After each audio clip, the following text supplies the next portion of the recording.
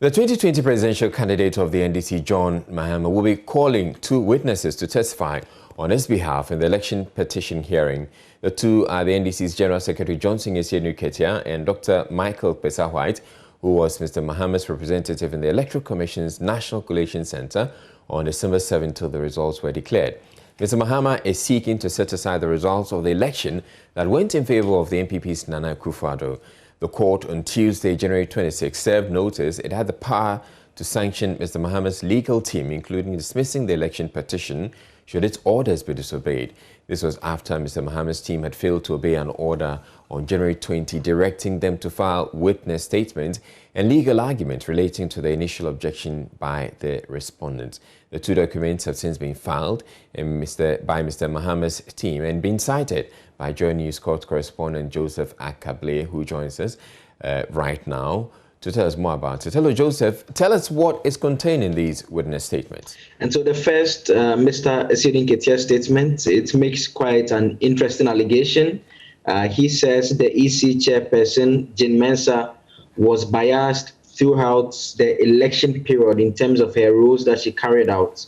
And he explains that this bias stems from the fact that she has a close familial relationship with the second respondent's wife. And we know that the second respondent is Nana Akufo-Addo, the current president of Ghana. And so he says this bias was evident in the sense that when she detected the errors that were in her declaration, instead of calling on the political parties and their agents to come over and go through the computation to correct those errors, she allowed the commission to, by a statement, correct those errors. And he says this afforded the commission the opportunity to cook up figures to meet a foregone conclusion that they had already wanted to reach because of this bias, even prior to the election. And so that is an essential part of this particular testimony that he's filed in the court, and obviously to be subjected to cross-examination by the other parties in the case. He also makes the point that the EC chairperson declared the results only once, that is the December 9 declaration, because the corrections, he says, were not signed.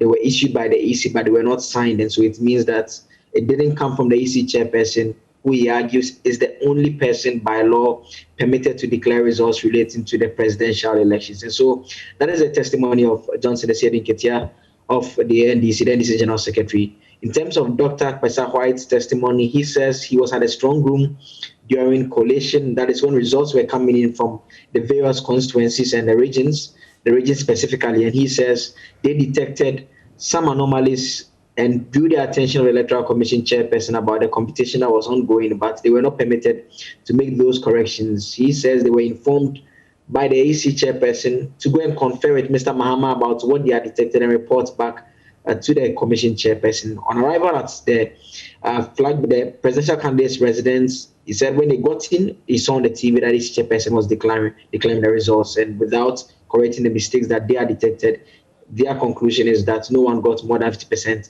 of the votes cast, Israel. All right, and when is the next hearing? It's tomorrow morning at 9:30 a.m. And so the case will be heard.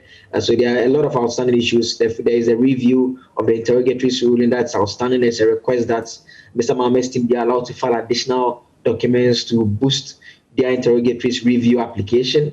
So those are the two main outstanding issues. And there's a bit about the admission of facts, 18 facts, different from the 12 interrogatories that they wanted to serve on the Electoral Commission chairperson.